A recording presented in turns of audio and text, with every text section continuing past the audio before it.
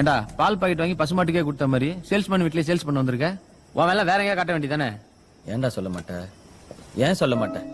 உனக்கு என்ன மாசம் மாசம் ஒரு கம்பெனி, நீ வேலை பாக்குற கம்பெனி தான் நம்பர் 1. வாய்க்கு வந்ததை சொல்லுவ, என்ன பொருள் விக்கிறனே தெரியாது, எதையாவது ஒண்ணு வித்துடணும். இதோ இவன் கஷ்டப்பட்டு மொபைல் வாங்குறவன்ட்ட டெப்ட் இன்சூரன்ஸ் எக்ஸ்ட்ரா வாங்கிடுறான். அதுக்கப்புறம் என்ன சொன்ன? போன் காணா போனா எவன்டா கம்ப்ளைண்ட் கொடுக்க போறான்? அப்படியே கொடுத்தா 105 பேர் தான் கொடுப்பான், மீதி 95 பேர் கொடுத்த காசு லாபம்னு சொன்னல. அதெல்லாம் கேட்ட அன்னைக்கு நான் சிரிச்சேன். டேய், நம்மள மாதிரி 1 லட்சம் பேர் டெய்லி காலையில பொருளை பத்தியே தெரியாம கிளம்பிடுறான். எவன் கிடைச்சாலும் அவன் தலையில அதை கட்டிடணும். ஆனா நமக்கு தெரியலடா, அது நமக்குள்ளே தான் வித்துனுக்குறோம்.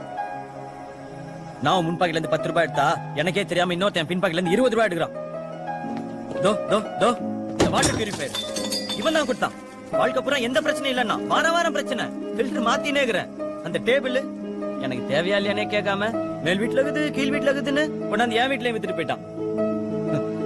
இப்படி பொருள்லாம் கொண்டு போய் போயஸ் கடன்லயோ போட்ல எப்படியா விற்க முடியுமா?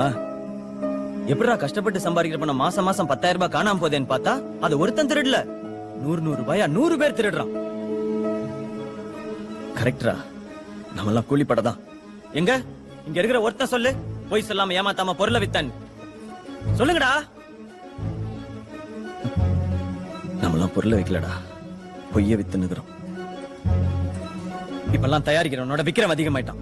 எது கிடைச்சாலும் நாம எப்படியாவது வித்துறோன்றதுனால அவனு எதை வேணாலும் எப்படி வேணாலும் தயாரிக்கலாம்னு முடிவு பண்ணிட்டான். அப்பா போதுண்டா இந்த கேவலமான பொழப்பு, எனக்கு இதுல வர காசும் வேணாம். இதெல்லாம் நீங்க புரிஞ்சுக்கினீங்களோ இல்லையோ, நான் புரிஞ்சுக்கினேன்.